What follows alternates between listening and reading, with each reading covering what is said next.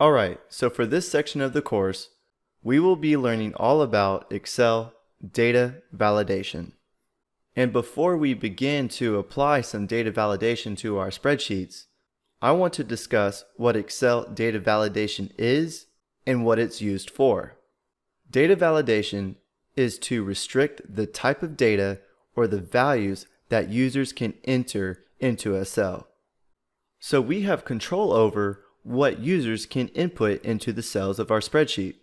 And really quickly, I will show you where we can find data validation within Excel and what kind of control we have over the values that users can input.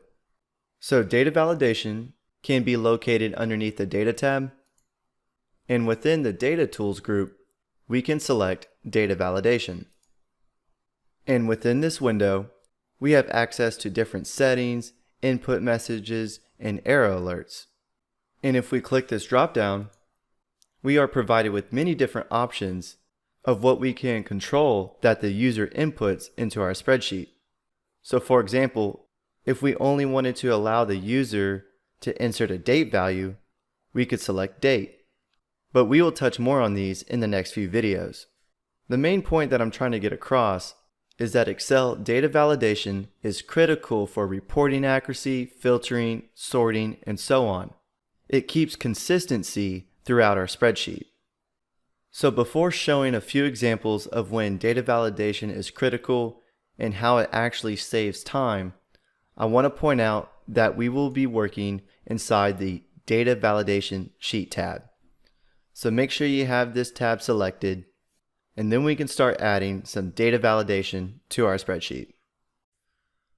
Alright, now that we know that data validation helps us control what can be entered into our spreadsheet, now let's actually apply some data validation to this little table here. So we have date in the first column, first name, last name, region, zip code, and age. Now the first type of data validation that I want to introduce to you is a drop-down list. Creating drop-down lists is one of the more common types of data validation that we use in Excel. And by using drop-down lists, it makes data entry a lot easier, reduce input errors, and typing mistakes. And this helps a lot with reporting accuracy. So if we look at our table, which column would be a good fit to have a drop-down list for? Well, the date column would not be that good of a fit because there would be so many dates within our drop-down list. And the first name, last name, zip code, and age can vary quite a bit, so you would have a huge drop-down list. So for this example, we will be applying a drop-down list within the region column. So to apply data validation to a cell, the first thing that we have to do is to select the cell that we want to apply the data validation to. So let's click in cell E3, and then we can come up to the Data tab and select Data Validation. Now to create a drop-down list, we have to click this drop-down arrow and select List. But we have to tell Excel what to include in our list. So that's what this source box is. In here we can start typing what we want to include in our list. Let's just use the same regions that we have been working with, which is North. And to separate the values, we have to put a comma. And then we can do South, comma, West, and East. And if we click OK, and if you notice, there's a little drop-down arrow that showed up in our cell. And if we give that a click, we have our four options: North, South, West, or East region. We can select any one of these and it will input it into the cell. So if I select West, now West is in that cell. And if I try to input anything else other than those four options, it will give me an error. For example, if I did Midwest and click enter, I get an error message saying this value doesn't match the data validation restrictions defined for this cell. So once again, this really helps with reporting accuracy because we are controlling what the user can input into our spreadsheet. Now if I click cancel, it will put the last value that I had in that cell. Now let's go back to data validation and take a look at our source again. So if we click data validation, here in our source, we manually had to write in these values to include them in the drop-down list. Well, sometimes it might not be just 4 items. We could have 20 to 50 items within our drop-down list, and editing the values within this source box can be a little tedious. So instead of actually typing these values in the source box, we can pull values from our spreadsheet itself. So let's walk through on how to do that. We can click cancel to get out of this, and then somewhere in our workbook, either on this spreadsheet or another spreadsheet, we can start entering the values that we want in our drop-down list. I'm just going to come over to column L and then start typing in my values into these cells. So we have north, south, west, and east. Alright, now that we got these values in place, we can click our cell again, go back up to data validation, move this window a little bit so we can see our values, clear out our source box, and all we have to do is select the cells in our spreadsheet that have our values in them. So we can come over here, select our cells, and click OK. Now if we take a look at our drop-down list, it still has all of our values. And the neat thing about this is if we change one of these values where our data validation is pulling from, it will update our drop-down list. For example, instead of north, we can put northeast. And if I click enter, come back to our drop-down list, now our drop-down list includes northeast. I'm going to undo that action by pressing Ctrl Z as in zebra. Now there's one other way that we can pull values from our spreadsheet to include in our drop-down list, which is creating a named range. So to create a named range, all we have to do is select the cells that we want to include in our name range, then come up to the name box next to our formula bar and give it a name. And let's type in regions. Click enter. Now those 4 cells have a name of regions. So if we go back to our cell where our drop-down list is, then come up to data validation, instead of the source being L3 through L6, we can just type in the equal sign and then type in our named range, which is regions. And if we click OK and take a look at our drop-down list, our regions are still there. So depending on your needs, there are multiple ways to include values in our drop-down list. And if I have the values on the same sheet where our data validation is pulling from, I like to hide that column because those values can be a little bit distracting. Because if a user opens up this spreadsheet and then sees these values, they're going to wonder why those values are there. And ultimately, they might come in and mess up the items that we need to be included in our drop-down list. So what I like to do is select the column that we have our values in, give this column a right click, and hide the column. Even though that the column is hidden, if we come back to our drop-down list, our values are still there. So that's how you create an Excel drop-down list using data validation. Alright, now that we have discussed how we can create a drop-down list using data validation, now we are going to go over a few other types of data validation. So let's begin with the date column. So the first thing that we have to do is select the cell that we want to apply the data validation to, which is cell B3. Then go up to the Data tab and select Data Validation. And this time, instead of selecting List from our dropdown, let's select Date. And from here, we can control what date values the user can input.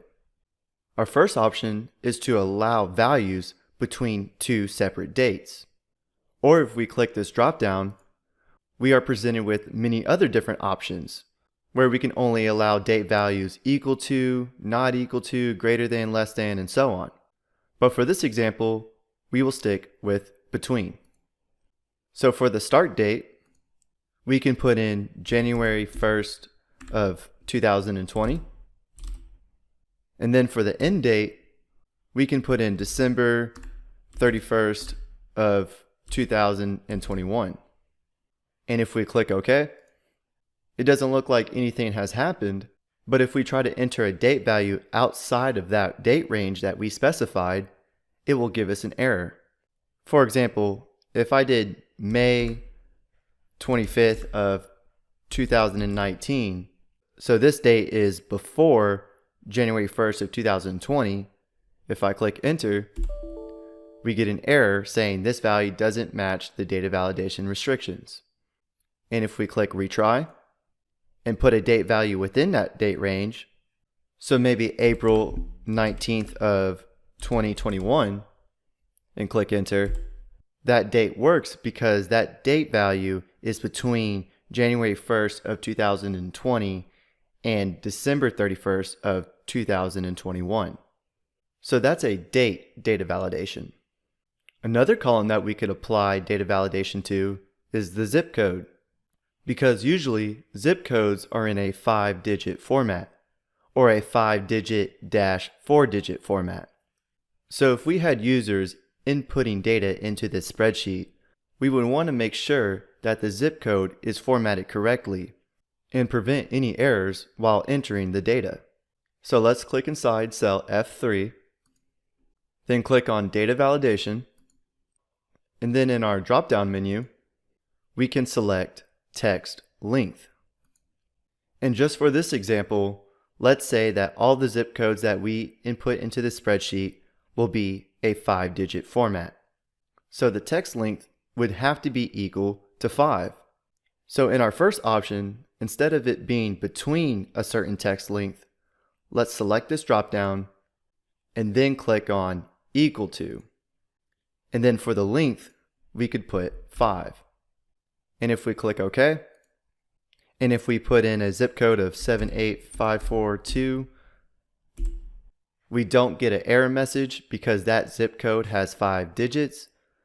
But if we accidentally came in and put a 6-digit zip code, we would get the error message.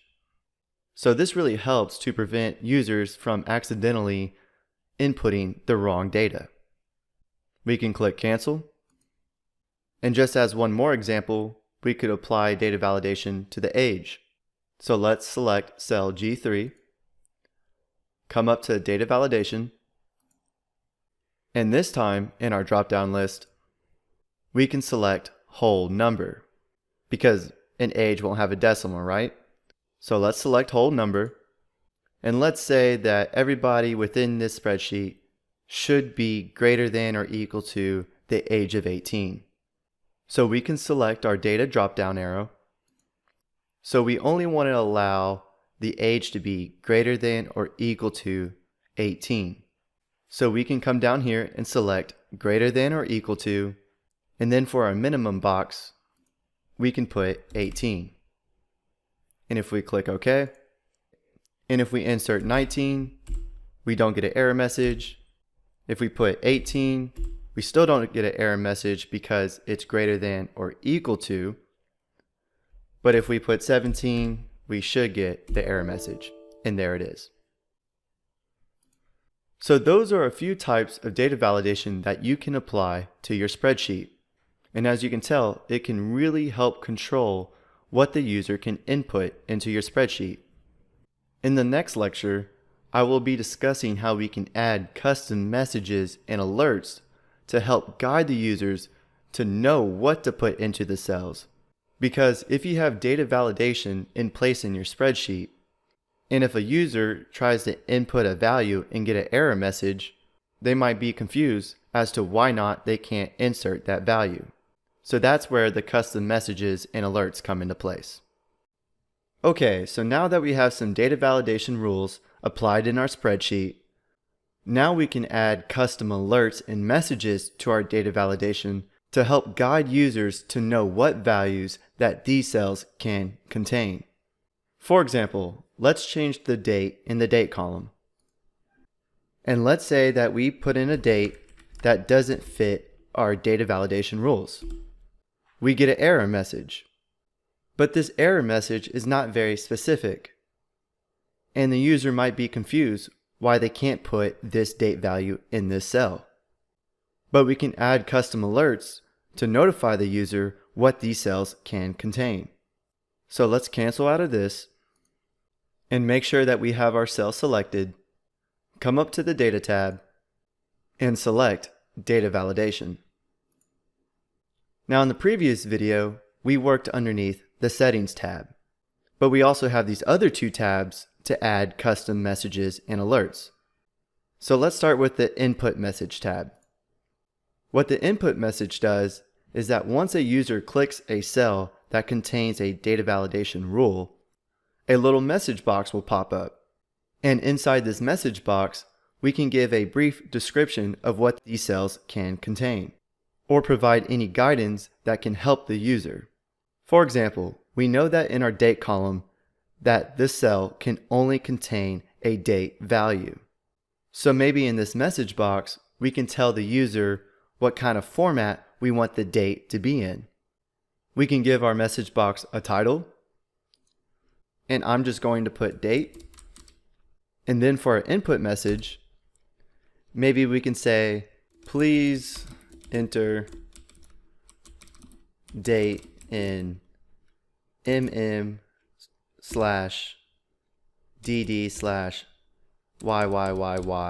format.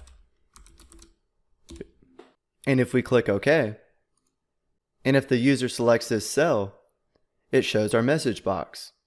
Please enter date in this format. And if we click a different cell, that message box will go away. And if we click it again, it will pop back up. So that's how we can put input messages for our data validation rules. So this input message tells us what format to put the date in. But if we still put in a date that's not within our range, we will still get that same error message. But we can change that error message to be more descriptive. So let's come back up to the data validation button, select the Error Alert tab, and then from here, we can put an error message. So for the title, I'm just going to put date again. And for the error message, we can say, please enter a date between January 1st, 2020 December 31st, 2021. And if we click OK, so now if we enter a date outside of that range, so let's say we put August 7th of 2018, now our error message shows the title, which is date, and then our message, please enter a date between January 1st of 2020 and December 31st of 2021. So this is a lot more descriptive than just Excel saying that your value does not fit the data validation rules. Let's do another one for the zip code. So we can cancel out of this, then click our cell in the zip code column, come up to the data validation button, and for the title, we could put zip code. And for the error message, we can say, please enter a 5-digit zip code. And if we click OK, and if we try to enter a 9-digit zip code with the dash followed by 4 other digits and click enter, Excel says, please enter a 5-digit zip code. And we can click retry and only enter the 5 digits. So pretty simple to do, but very helpful. Now instead of adding an error message, we can add a warning message. So let me show you the differences between the two. If we click the cell in our age column, come back up to data validation, and currently for this error alert, our style is stop. meaning that we can only retry to get the correct value within the cell or cancel. But if we click this drop-down and select Warning, now the user has an option to override the data validation rule. For example, let's put a title here. I'm just going to put age, and for the error message, we can put age should be greater than or equal to 18. And if we click OK, now if we come back up to our cell and change the age to 16, now instead of the red X, we get the yellow warning sign. And it says that age should be greater than or equal to 18.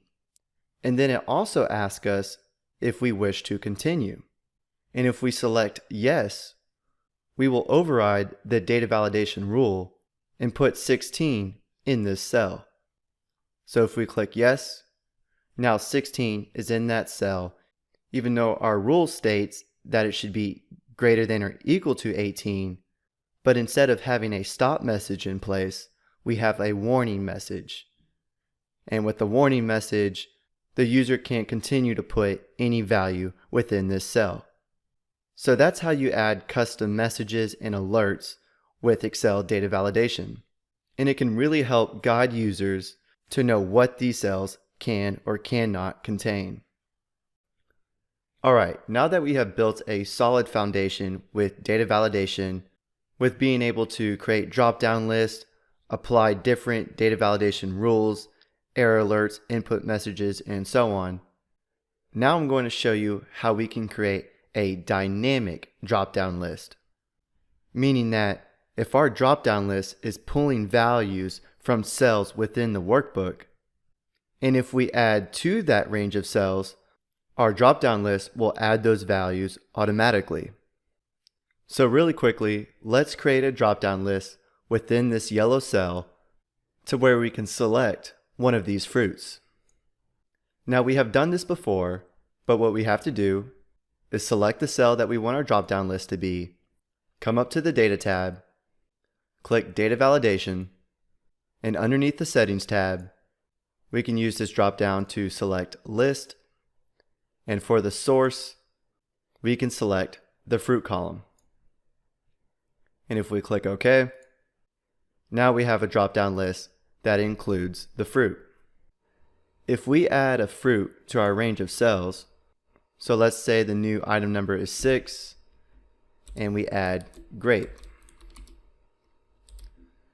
Now if we come back to our drop-down list, grape does not get included in the drop-down list. So let me show you how we can make this drop-down list more dynamic. So let's remove grape from our range of cells. And the first thing that we have to do is convert our range of cells to a table. So we need to select our cells, come up to the Insert tab, and select Table. And our table has headers, so we can click OK.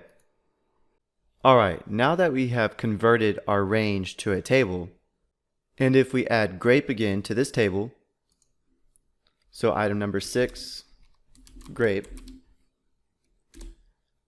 and we check our drop-down list again, now grape is included in our drop-down list. Before we converted our range to a table, our source for our drop-down list was from cells C3 through C7. But now if we go back and take a look at our source,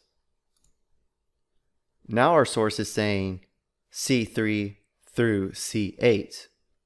So that's another advantage of converting your data into a table, because since we added a row to our table, it also added a row to our drop-down list source. So this is how you can take Excel data validation to the next level. And by making your spreadsheets more dynamic, it will save you a lot of time and ultimately increase your efficiency. Okay, so the reason why I wanted to show you how to create a dynamic drop-down list in the previous video was to kind of prepare you on how to create a dependent drop-down list, meaning that we can change the items in our drop-down list based on another cell's value. So a little warning, this one is a little bit more tricky than creating a dynamic drop-down list, but this is also very useful. So I want to show you, that way you can have it and refer back to this video if you ever have to create a dependent drop-down list. So let's take a look at our setup here. For our source, we have fruits in one column and vegetables in another. Our goal is to be able to select fruits or vegetables for the category cell, and depending on which category we choose, we'll change the drop-down list in the food column to include the items for that category. So our first step is to convert our data into a table. So that way, if we add any items to our table, it will also add it to our drop-down list. So let's select our data, and then come up to the Insert tab and select Table. And check that my table has headers, and click OK. Now let's create a drop-down list for our category column. So we can click inside cell B3, come up to the Data tab, and select Data Validation. Then we can select our drop-down and allow from a list. And for our source, we can select our table headers, because for our category, we want to be able to select fruits or vegetables. So we can go ahead and select these headers and press OK. So now in our category drop-down list, we have fruits or vegetables. Now the next step is to create a name range for our table columns. Let's start with the fruits column. What we need to do is select all the cells within the fruits column, and then from here we can go up to the name box and type in a name, or we can go to the Formulas tab and select Define Name. We have to name this range exactly how it's spelled in the category column, so either fruits or vegetables. But since we're doing the fruits column, we need to type in fruits.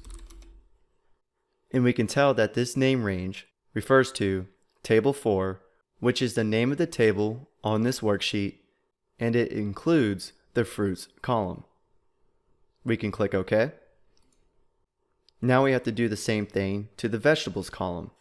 So we need to select all the cells in the vegetables column, come back up to the Formulas tab, and click Define Name.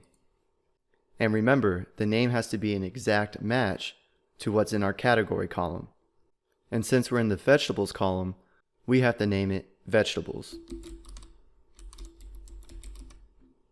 And once again, we could see that it refers to Table 4 and includes the vegetables column. And then we can click OK. Now it's time to create a drop-down list for the food column. Now before we create this drop-down list, I do want to mention that we will be using a new function, which is called the indirect function. And what the indirect function does is that it accepts text values and evaluates them as cell references. Just as a quick example, I'm going to click in any blank cell on this worksheet. And then I'm going to insert the indirect function. So equals indirect.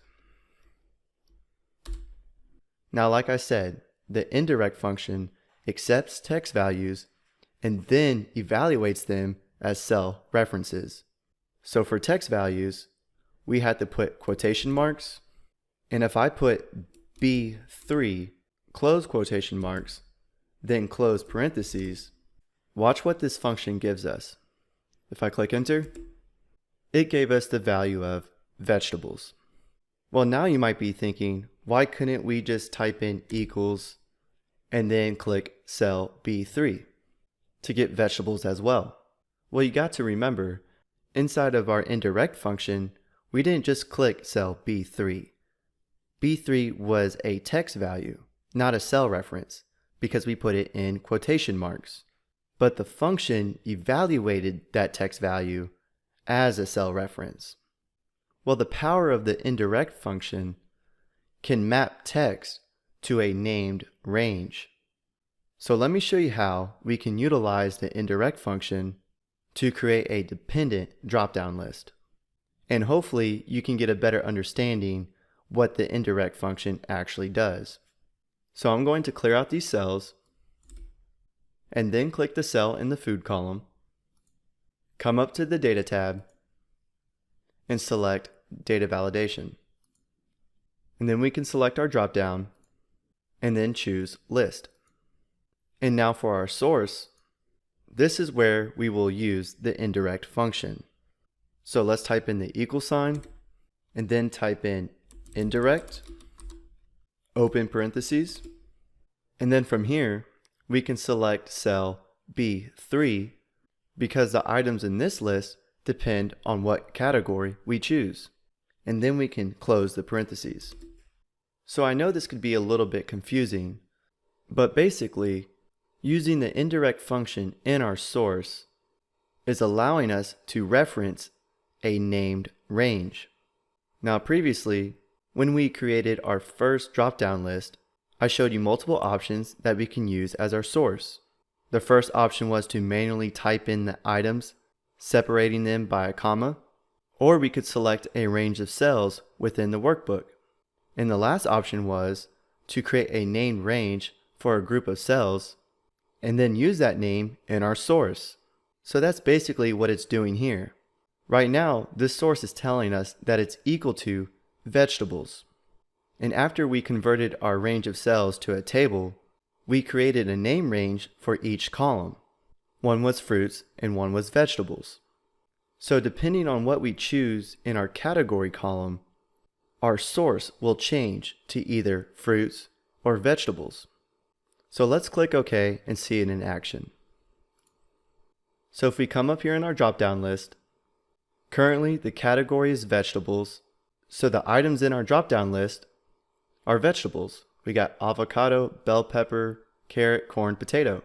Now if we change our category to fruits, now our dependent drop-down list has apple, banana, mango, pear, and pineapple, which are the values in the fruits column. And since that we have our range of cells converted into a table, if we add to this table, let's say for fruits we put grape, and for vegetables we put tomato.